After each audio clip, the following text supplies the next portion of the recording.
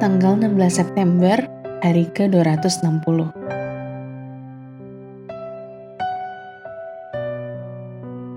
Bacaan Mika pasal 3 sampai pasal 5. Hari kemenangan Yehuda.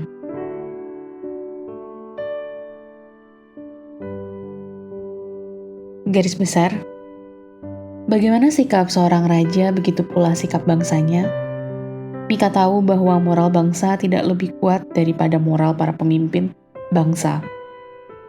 Tetapi raja dan imam sama-sama merusak keadilan, menindas orang yang tidak berdaya, dan menerima suap. Karena keserakahan dan ketidakadilan mereka, Mika menyatakan penghukuman mereka akan menjadi gelap dan memalukan. Sebaliknya, pada hari-hari terakhir kebenaran akan menjadi jalan hidup, dan orang yang menderita akan menjadi objek perhatian khusus Tuhan. Mesias akan muncul dari ketidakjelasan Bethlehem untuk menjadi penguasa Israel. Pasal 5 ayat 2, dan pelaksana pembalasan terhadap pemberontak. Pasal 5 ayat 15. Renungan harian. Pemimpin yang baik adalah seseorang yang menyeimbangkan rasa sensitif dengan tanggung jawab, telah mendapatkan kepercayaan dari orang lain melalui integritasnya, memfasilitasi pengembangan dalam diri orang lain dengan cara melayani, membuat harapan dalam diri orang lain tetap hidup. Dengan menggunakan daftar definisi itu, habiskan beberapa menit ekstra untuk mengevaluasi para pemimpin Yehuda. Di mana dan mengapa mereka gagal dalam melaksanakan tugas yang diberikan Tuhan. Sekarang tambahkan ke daftar definisi pemimpin yang baik. Satu lagi kriteria. Seorang pemimpin adalah seorang yang mau belajar dari kumpulan orang-orang yang tidak mau belajar. Amati salah satu peran kepemimpinan pribadi Anda di rumah, di kantor, di asrama, di gereja. Dapatkah Anda menemukan kesalahan yang dilakukan berabad-abad yang lalu oleh para pemimpin Yehuda, dan juga bahwa Anda berada dalam bahaya untuk mengulangi hal itu saat ini? Jika kemampuan Anda untuk memimpin sebagaimana yang dimaksud Allah bergantung pada kemauan Anda untuk belajar dari kesalahan orang lain, lalu apa yang akan Anda lakukan dengan wawasan itu mulai sekarang? Pemimpin yang baik menerima lebih banyak pelajaran dari kesalahan dan mengambil bagian lebih sedikit atas pujian.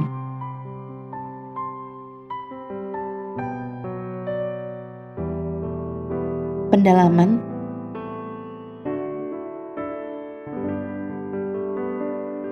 Lagu yang dikenal, Mika pasal 4 ayat 1-3. Mika pasal 4 ayat 1-3 mungkin terdengar tidak asing. Bagian ini hampir identik dengan Yesaya pasal 2 ayat 2-4. Kedua bagian ini membayangkan suatu waktu ketika Yerusalem akan dianggap sebagai pusat dunia dan firman Tuhan akan dianggap sebagai pusat kehidupan. Hasilnya adalah dunia yang sebelumnya hancur karena dilanda peperangan menjadi dunia yang damai di bawah pemerintahan Allah.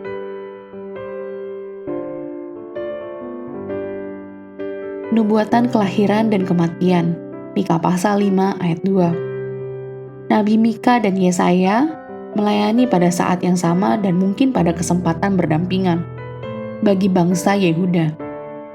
Sementara kitab-kitab mereka serupa dalam gaya dan isi, Mika terkenal karena nubuatan mengenai kelahiran Yesus, pasal 5 ayat 2, Yesaya untuk nubuatan-nubuatannya yang menggambarkan kelahiran, Yesaya pasal 7 ayat 14, pasal 9 ayat 6, dan kematian Kristus, lihat Yesaya pasal 52 ayat 13 sampai pasal 53 ayat 12.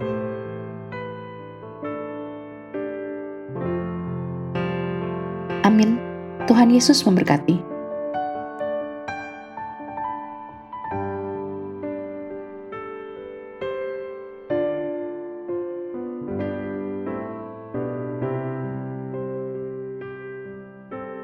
Mika pasal 3. Menentang pemimpin dan nabi palsu di Israel.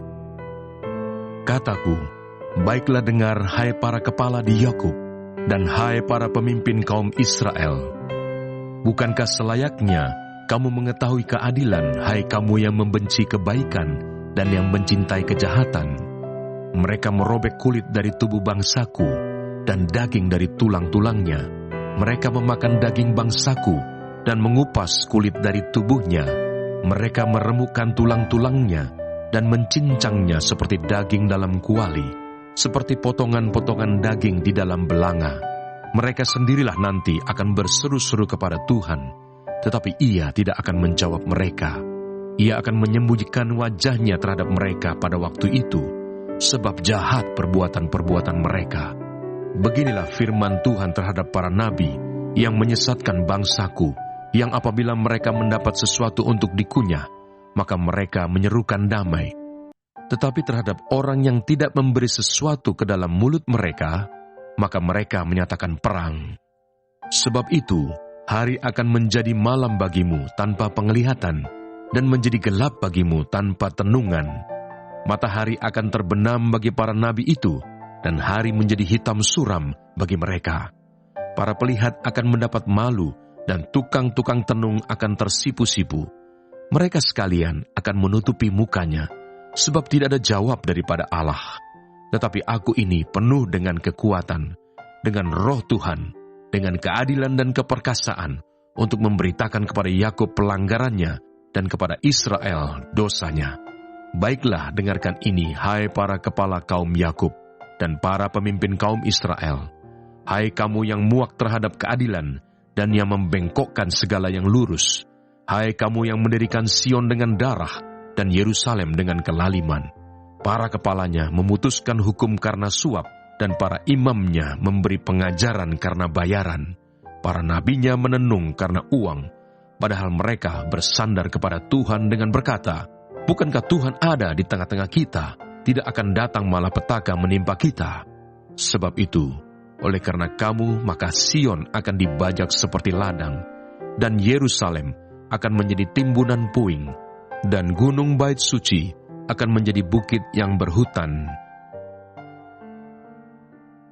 Mika pasal 4. Sion sebagai pusat kerajaan damai. Akan terjadi pada hari-hari yang terakhir, gunung rumah Tuhan akan berdiri tegak mengatasi gunung-gunung dan menjulang tinggi di atas bukit-bukit. Bangsa-bangsa akan berduyun-duyun ke sana, dan banyak suku bangsa akan pergi serta berkata, mari kita naik ke gunung Tuhan, ke rumah Allah Yakub, supaya Ia mengajar kita tentang jalan-jalannya, dan supaya kita berjalan menempuhnya, sebab dari Sion akan keluar pengajaran dan firman Tuhan dari Yerusalem. Ia akan menjadi hakim antara banyak bangsa, dan akan menjadi wasit bagi suku-suku bangsa yang besar, sampai ke tempat yang jauh. Mereka akan menempa pedang-pedangnya menjadi mata bajak, dan tombak-tombaknya menjadi pisau pemangkas. Bangsa tidak akan lagi mengangkat pedang terhadap bangsa, dan mereka tidak akan lagi belajar perang. Tetapi mereka masing-masing akan duduk di bawah pohon anggurnya, dan di bawah pohon aranya, dengan tidak ada yang mengejutkan, sebab mulut Tuhan semesta alam yang mengatakannya. Biarpun segala bangsa berjalan masing-masing demi nama Allahnya, tetapi kita akan berjalan demi nama Tuhan Allah kita, untuk selamanya dan seterusnya. Penyelamatan Putri Sion. Pada hari itu, demikianlah firman Tuhan. Aku akan mengumpulkan mereka yang pincang, dan akan menghimpunkan mereka yang terpencar-pencar, dan mereka yang telah kucelakakan. Mereka yang pincang akan kujadikan pangkal suatu keturunan, dan yang diusir suatu bangsa yang kuat, dan Tuhan akan menjadi raja atas mereka di gunung Sion, dari sekarang sampai selama-lamanya. Dan engkau, hai menara kawanan domba, hai bukit Putri Sion, kepadamu akan datang dan akan kembali pemerintahan yang dahulu, kerajaan atas Putri Yerusalem. Maka sekarang, mengapa engkau berteriak dengan keras? Tiadakah raja di tengah-tengahmu?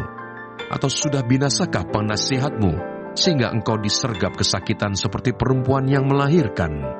Menggeliatlah dan mengaduhlah, hai putri Sion, seperti perempuan yang melahirkan. Sebab sekarang terpaksa engkau keluar dari kota dan tinggal di padang. Terpaksa engkau berjalan sampai Babel. Di sanalah engkau akan dilepaskan. Di sanalah engkau akan ditebus oleh Tuhan dari tangan musuhmu. Sekarang banyak bangsa berkumpul melawan engkau dan berkata, biarlah dia dicemarkan, biarlah mata kita puas memenangi Sion. Tetapi mereka itu tidak mengetahui rancangan Tuhan. Mereka tidak mengerti keputusannya, bahwa Ia akan menghimpunkan mereka seperti berkas gandum ke tempat pengirikan. Bangkitlah dan iriklah, hai putri Sion, sebab tandukmu akan kubuat seperti besi, dan kukumu akan kubuat seperti tembaga, sehingga engkau menumbuk hancur banyak bangsa. Engkau akan mengkhususkan rampasan mereka bagi Tuhan, dan kekayaan mereka bagi Tuhan seluruh bumi. Sekarang engkau harus mendirikan tembok bagimu. Pagar pengepungan telah mereka dirikan melawan kita. Dengan tongkat mereka memukul pipi orang yang memerintah Israel. Mika pasal 5. Raja Mesias dan penyelamatan Israel. Tetapi engkau, hai Betlehem Efrata, hai yang terkecil di antara kaum-kaum Yehuda, daripadamu akan bangkit bagiku seorang yang akan memerintah Israel, yang permulaannya sudah sejak purbakala, sejak dahulu kala. Sebab itu ia akan membiarkan mereka sampai waktu perempuan yang akan melahirkan telah melahirkan. Lalu selebihnya dari saudara-saudaranya akan kembali kepada orang Israel. Maka ia akan bertindak dan akan menggembalakan mereka dalam kekuatan Tuhan. Dalam kemegahan nama Tuhan Allahnya, mereka akan tinggal tetap. Sebab sekarang ia menjadi besar sampai ke ujung bumi, dan dia menjadi damai sejahtera.